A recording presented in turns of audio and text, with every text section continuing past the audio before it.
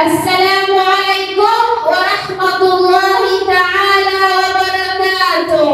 Bismillah, wassalatu wassalam ala sayyidina Muhammad khatamil anbiya wa sayyidil mursalin. Allahumma 'allimna bima tanfa'una wanfa'na bima 'allamtana ya rabbal alamin. Allahumma amin. Nama saya Shina. Saya dari Gaza. Saya umur 27 tahun.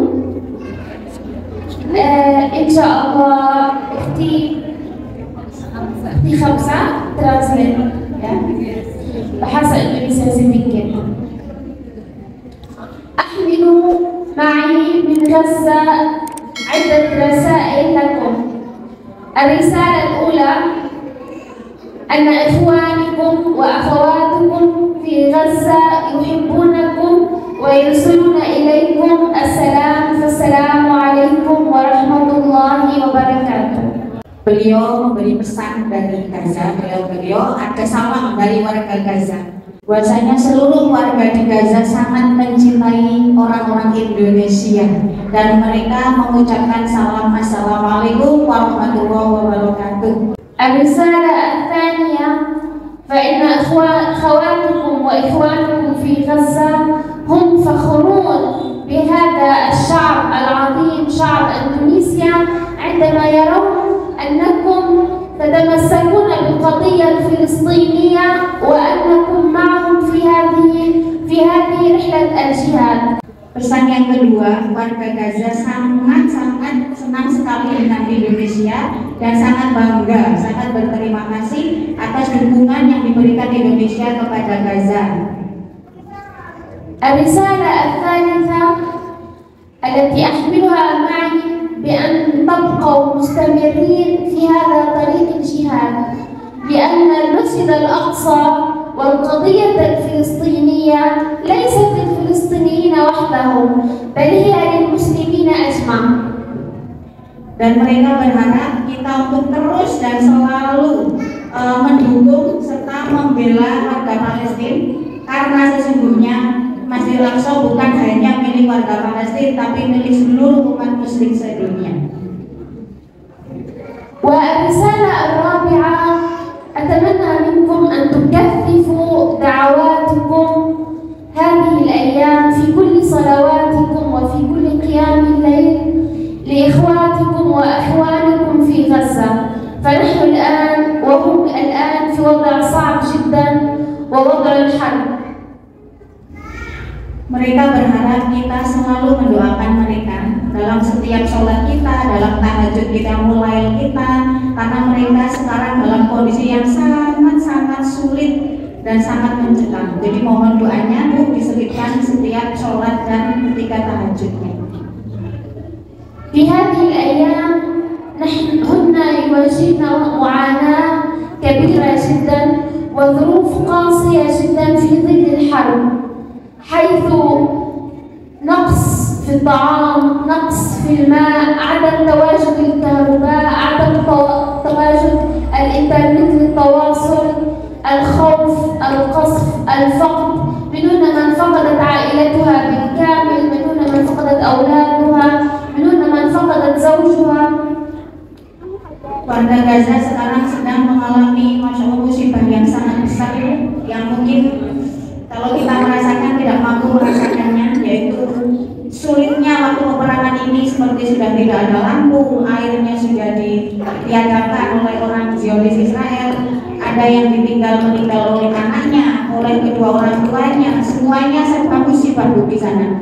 Jadi mohon setiap kali kita sholat tolong iringi doa, karena beliau yang ada di Gaza sedang memperjuangkan tanah air umat Islam di dunia. وبالرغم من كل هذا فهن الحمد لله صابرات محتسبات يسألن الله سبحانه وتعالى أن يكتب لهن الأجر وأن يضاعف في ميزان حسناتهم إن شاء الله. Dan mereka selalu mengucapkan alhamdulillah walaupun dalam peperangan yang luar biasa. Mudah-mudahan mereka masuk golongan yang syahid, serta peperangan mereka memudahkan mereka nanti pada hisab di yaumil kiamat. ولكي نتحدث عن صمود وصبر المرأة الفلسطينية ومن أين يأتي هذا الصبر، فهنالك نقطة مهمة جدا، وهي التمسك بقوة الإيمان والعقيدة الإسلامية لدى المرأة الفلسطينية بأن الله سبحانه وتعالى معنا، وأن الله سبحانه وتعالى دائما مع صاحب الحق، لأن حقنا في أرضنا، حقنا في المسجد الأقصى الذي هو للمسلمين والذي هو نصر النبي صلى الله عليه وسلم. Kenapa orang-orang Mesir pada bersabar?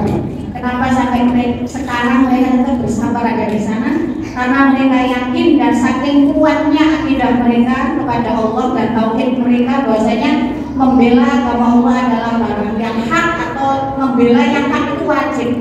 Karena mereka memang cita-citanya menjadi syahid di sana. Jadi tidak ada rasa sedih, memang ada, tapi kesabarannya melebihi rasa kesedihannya. Karena ketauhidan mereka yang memang luar biasa untuk menjaga rumah Allah yaitu Masjidil Aqsa dan juga rumahnya para nabi yang dulu pernah juga dipakai untuk Isra Mi'raj Nabi Muhammad SAW. وأن وعد الله حق كما جاء في سورة الإسراء فإذا جاء وعد الآخرة ليسوءوا وجوههم. Dan mereka sangat percaya dengan bahwasanya kebenaran pasti akan menang. Kalau Al-Isra disebutkan bahwasanya apabila sudah datang kebenaran maka akan menghilangkan ketidakbenaran. في سورة الإسراء الآية 7 هذا وعد الله الذي وعد به النصر الذي سيكون لأهل فلسطين إن شاء الله. ومراحل النصر 3. المرحلة الأولى هي إساءة الوجه لإسرائيل. نحن الآن في هذه المرحلة، وكما تعلمون الآن كل العالم بدأ يتضامن مع فلسطين، يتضامن مع أهل غزة. بدأ العالم ينهض ويوعى ويعرف من هو صاحب الحق. Di surah Al-Isra ayat ke-7 itu adalah janji Allah untuk warga Palestina. Sekarang Allah sedang memperlihatkan pada seluruh dunia, maksudnya ini loh warga Palestina yang dulu kita mungkin nggak tahu, ternyata adalah warga-warga yang pilihan Allah, yang dipilih oleh Allah untuk menjaga rumahnya secara langsung. ثم إذا جاء وعد الآخرة ليسوء وجوهكم وليدخلوا المسجد كما دخلوه أول مرة، أي المرحلة الثانية من النصر ستتحقق عندما ندخل جميعا إلى المسجد الأقصى نحن وكل المسلمين حتى نقاتلهم وندافع عن مقدساتنا وعن عقيدتنا إن شاء الله. Sekarang memang Palestina atau Masjidil Aqsa sedang diperangi, tapi nanti akan datang masanya bahwasanya Masjidil Aqsa akan terbuka lagi untuk umum dan kita bisa sholat di sana, dan insya Allah Al-Aqsa akan merdeka di tangan umat Islam sendiri atas perjuangan orang-orang di Palestina. وهذا لا يتحقق إلا من خلال معرفتكم الجيدة عن القضية الفلسطينية، فلا بد دائما أن ندرس أكثر عن القضية الفلسطينية من خلال الكتب، من خلال الاستماع إلى المحاضرات، من خلال البحث في الإنترنت عن القضية الفلسطينية وأساسها. لا بد أن نعرف أبسط التفاصيل وكل التفاصيل، حتى عندما نذهب إلى المسجد الأقصى لا بد أن نكون نعرف كل شيء. كم مساحة المسجد الأقصى، كم عدد الناس، ماذا يحتوي، ما هي القدس، ما هي العاصمة، ما هي المساحة، ما هي الدولة، لأن الجهاد ليس فقط بالقتال بل أيضا بالعلم والمعرفة. Kita harus selalu mengetahui dan mencari tahu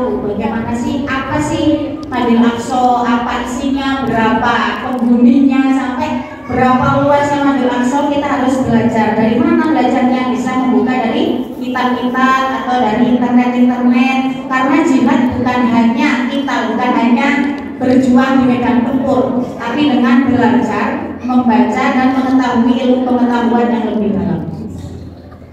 ومن هنا حتى ذلك الوقت نحن نحتاج إلى دعواتكم الكثيرة وإلى صلاح أولادكم وبناتكم بحفظ القرآن، لأن النصر يأتي من القرآن.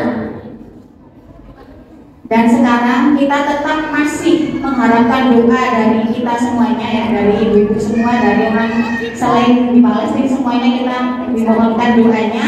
Dan kita sebagai ibu-ibu, mari kita berusaha menjadikan anak-anak kita menjadi anak-anak yang penghafal Al-Quran. Karena penolong kita yang paling asli adalah penolong kita itu melalui Al-Quran. Dengan Al-Quran insya Allah akan menolong kita. أما النقطة الثانية أيضا هي مقاطعة كل المنتجات التي تدعم دولة الاحتلال، منها الشركات والبراند. لابد أن نعرف إلى متى نحن نضع نقودنا، أين تذهب نقودنا، هل نستطيع أن نشتري بها ما يدعم الاحتلال أم لا؟ لابد أن نركز دائما على المقاطعة. Mari kita lanjutkan boikot barang-barang yang mendukung Israel. Kita harus tahu kemana uang kita akan kita belanjakan. Apakah itu produk-produk Israel yang mendukung produk-produk yang mendukung Israel atau bukan? Jadi kita harus waspada. Pertama tadi jihad kita adalah belajar mencari tahu atau menyebarkan berita-berita tentang Palestina dan kebiadaban Israel. Yang kedua, jihad kita melalui lanjutkan boikot barang-barang yang berhubungan dan mendukung Zionis Israel.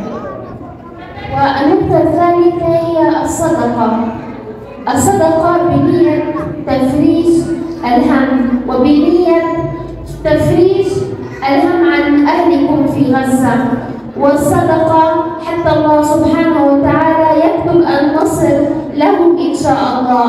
والتصدق ليس فقط لأهل غزة بل أيضا لكل من يحتاج الصدقة بنية تحقيق النصر لهم، وهم أولى بهذه الصدقة لأن التصدق لأهل غزة هي أيضا جهاد.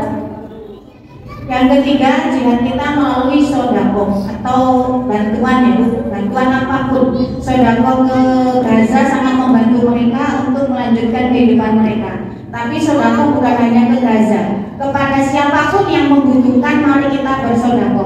Karena sodako juga akan menolong kita dari adab-adab serta menolong kita di kehidupan kita sehari-hari. Itulah jihad kita yang ketiga. وفي الحديث عن تربية الأطفال على حفظ القرآن الكريم سنبدأ منذ الصغر. الطفل لابد والأم هي حاملة في الطفل لابد أن تقرأ القرآن وأن تسمعه القرآن. Itu tadi tentang perjuangan kita yaitu membantu Gaza dan Iqbal tadi. Sekarang tentang tarbiyah itu pendidikan anak supaya menghafal Al-Quran. Pesan dari beliau, kita sebagai ibu untuk menjadikan anak kita menjadi penghafal Quran sejak kita hamil. Sejak kita hamil selalu kita mendengarkan ayat-ayat Al-Quran dan kita sendiri juga membaca Al-Quran. وأيضا عندما تولد دائما أن تشغل القرآن في بيتها عن طريق الاستماع. كثرة الاستماع إلى القرآن تجعلنا نحفظه. كلما نسمع أكثر كلما نحفظ أكثر، لأن هذا يؤثر على العقل الباطني للطفل. Selain sejak dari kandungan, setelah lahir kita sering perdengarkan mereka bacaan-bacaan Quran di rumah, kayak menyetel MP3 dan sebagainya, supaya semakin banyak mereka mendengar maka semakin banyak yang mereka hafal. Karena dengan mendengar itu akan mempengaruhi otak mereka untuk memperlancar hafalan. وأيضا أن نجلس مع الطفل منذ الصغر وأن نقرأ وهو يردد، نقرأ وهو يردد عن طريق التلقين. Yang ketiga, duduk bareng anak kita, kemudian mereka baca, kita ulangi, mereka baca, diulangi, gitu. Jadi namanya murojaah ya kalau bahasa Indonesia. Jadi sering dimurojaah sejak kecil bacaannya. وأيضا معرفة معنى آيات القرآن الكريم ليس فقط الحفظ بل أيضا تفسير المعنى لأنه الفهم يساعد على الحفظ. Selain bacaannya, kita juga harus paham artinya, Bu. Jadi ketika ngajarin anak baca Quran sekalian sama artinya. Karena dengan mengetahui maknanya maka akan mudah menghafalnya. وأيضا تطبيق ما يتم حفظه في البيت أو البيئة. لو وجدنا آية لابد أن نطبقها في البيت أو في البيئة أو عندما نخرج مع الطفل أو عندما نتكلم معه أو عندما يأكل. في كل آية نحن نحفظها أو نتعلمها لابد أن نطبقها. Jadi kita harus meyakinkan padanya ketika hafalan itu bukan hanya di rumah tapi juga di lingkungan gitu. Ketika kita pergi kemudian mendapati sesuatu yang berhubungan dengan bacaan Qurannya, kita ulangi lagi ketika di luar. Contohnya misalkan ketemu Allah itu satu, ya udah kita hafalkan lagi qul huwallahu ahad gitu. Jadi sering-sering dipastikan diulang, tidak hanya dalam rumah tapi ketika di luar rumah pun kalau kita mendapati sesuatu yang sesuai dengan ayat yang telah dihafal maka diulangi. وفي تربية الطفل لابد أن يكون هنالك عاملين الرحمة والحب. يعني ليس لأنه طفل نترك له دائما كل شيء، لابد أن يكون هنالك حدود للطفل حتى هو يعرف أن يميز بين الصح والخطأ. Dalam masalah pendidikan anak, kita harus punya dua hal yang harus kita tekankan, yaitu satu, adanya hak itu batasan-batasan, yang kedua juga rahmat sayang. Jadi kita harus seimbang Bu antara menyayangi dan membatasi supaya mereka tahu mana yang hak dan mana yang batil. Jadi tidak karena anak kecil kemudian dijelontrongin saja karena sayangnya kita dibolehin apapun, tidak, tapi harus seimbang, dibatasi. Kalau salah ya bilang salah, kalau benar bilang benar. ليس أن نبرر كل ما يفعله الطفل من أخطاء أنه طفل. مثلا لو يجلس طفل ويقوم بسقط الماء على الأرض، أحيانا نحن نقول خلاص يعني هو طفل نمزح وينتهي الأمر. لابد أن نتحدث معه ولو بجانبا أن هذا خطأ وأن هذا لا يجوز وأن هذا مبذر وأنه لابد أن تكون حريص حتى لا يكرر هذا مرة أخرى. Jadi ketika menghadapi anak-anak kita yang masih kecil Bu, kita harus tidak membolehkan diri, oh barang cilik orang apa gitu kan, biasanya kayak orang apa lah itu cilik gitu. Nggak apa-apa lah masih kecil, bukan begitu. Misalkan dia berdiri di tempat yang tidak semestinya, tidak terus kita bilang orang apa Pak itu cilik. Misalkan berdiri di atas meja atau di atas kursi kan berkecupan, itu kan nggak baik. Maka harus kita ajak bicara, nah itu tidak baik gitu, supaya berkembang adab mereka menjadi adab yang baik. وكلما تحدثنا مع أطفالنا أكثر كلما هم كانوا على طريق الاستقامة أكثر من خلال فتح باب الحوار لهم. فلا بد أن يكون هنالك إجابة وسؤال. الطفل بطبعه فضولي وكثير الأسئلة، لا بد لكل سؤال يسأله أن نعطيه الإجابة الصحيحة التي تناسب عمره. Ketika anak-anak sedang bertanya ke kita, kita wajib menjawab. Jadi kita harus menjawab, tidak boleh anaknya nanya kita cuekin gitu kan. Kadang saking sibuknya ibu-ibu, ketika ada anak bertanya banyak malah disnaping ya, bocah kok tak mau baik gitu kan.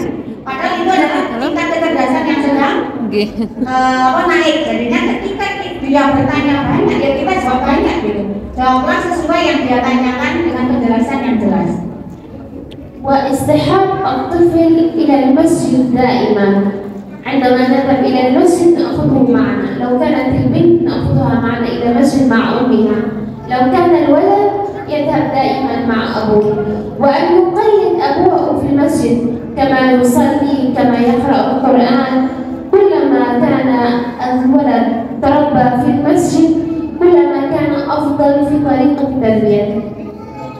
Dan sering-seringlah ajak putra-putri kita ke masjid. Kalau anaknya putri ya diajak ibunya ke masjid. Kalau anaknya putra yang ngajak bapaknya ke masjid. Dan itu sering diulang, jangan cuman sebotong gitu, tapi seringlah di masjid. Sambil di masjid juga diajak baca Quran di sana. Karena itu yang tempat terbaik pendidikan adalah di masjid.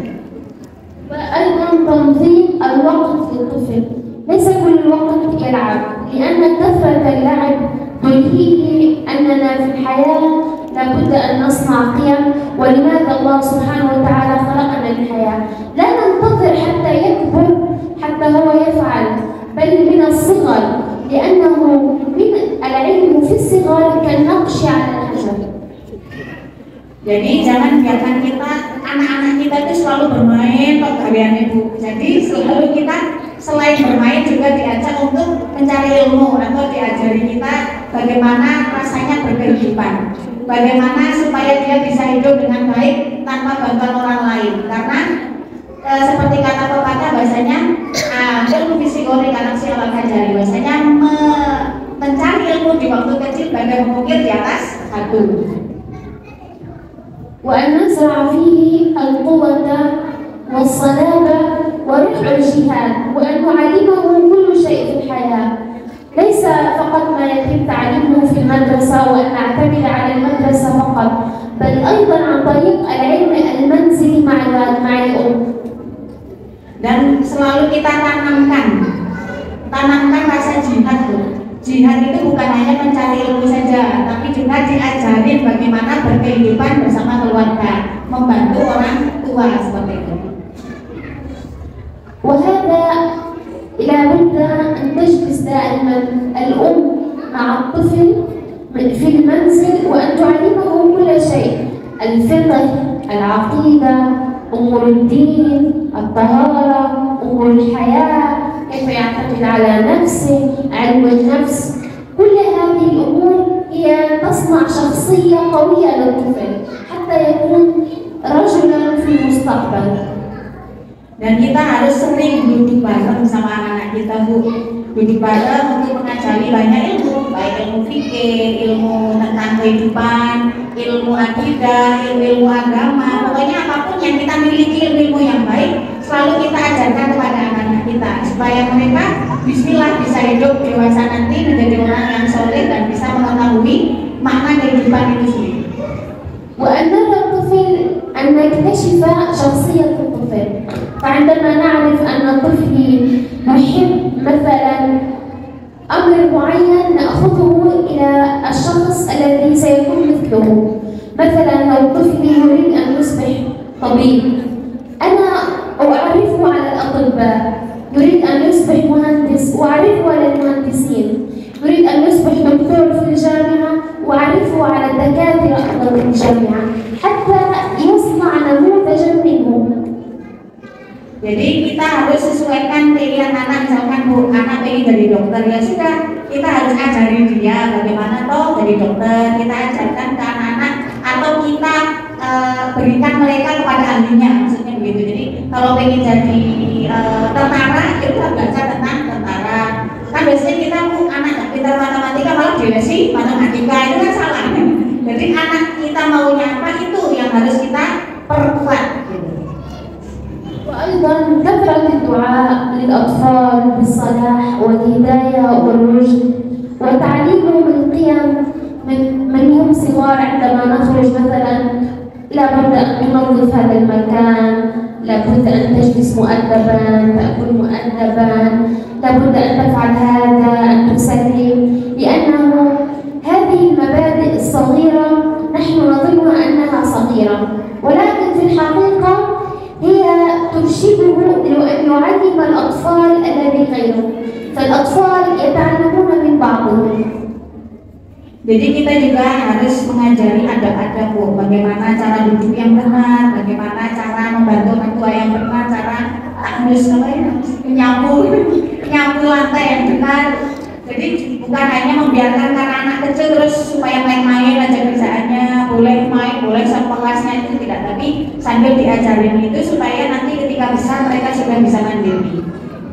وأن نستغل الإجازات الصيفية لعمل مخيمات صيفية للأطفال، لأن الأطفال في فترة الإجازة يأخذون الإجازة للعب فقط، ولكن لو قمنا بعمل مخيمات صيفية حتى نعلمهم الثقافة الدينية والثقافة الإسلامية وأن نركز فيها على حفظ القرآن، هذا أيضا سيعزز شخصية الطفل. Jadi kita harus memberi mereka ijazah itu apa ya Bu? Ijazah itu bahasa ya liburan. Kita kasih mereka liburan juga, jangan cuma diajak tadi diajari ini, diajari itu, sekolah dan sebagainya, tapi diajak liburan supaya untuk refreshing bagi mereka, supaya tidak jenuh karena anak-anak juga butuh liburan untuk memperkuat juga jiwa mereka dan pengetahuan mereka. وأيضا مصاحبة الطفل في البيت، يعني خذيه معك إلى المطبخ، قولي له مثلا هكذا نحن نطبخ هذه الطعام، خذيه معك إلى المسجد هكذا نحن نتعلم، خذيه مع سواء البنت أم الولد، يعني أنا أتكلم عن الاثنين، خذيه معك عندما تذهبي إلى السوق نحن نشتري هكذا وهكذا. الأب أيضا عندما يذهب إلى العمل يصاحبه، عندما يذهب إلى يسلم على الناس أو في زيارة صلة الرحم لابد أن يأخذه، لأن الطفل عندما نأخذه إلى المكان الذي نحن نذهب إليه وأن نعلمه ويرى ماذا نحن نفعل ويسمع ماذا نحن نتكلم، وهكذا تصبح شخصيته أقوى.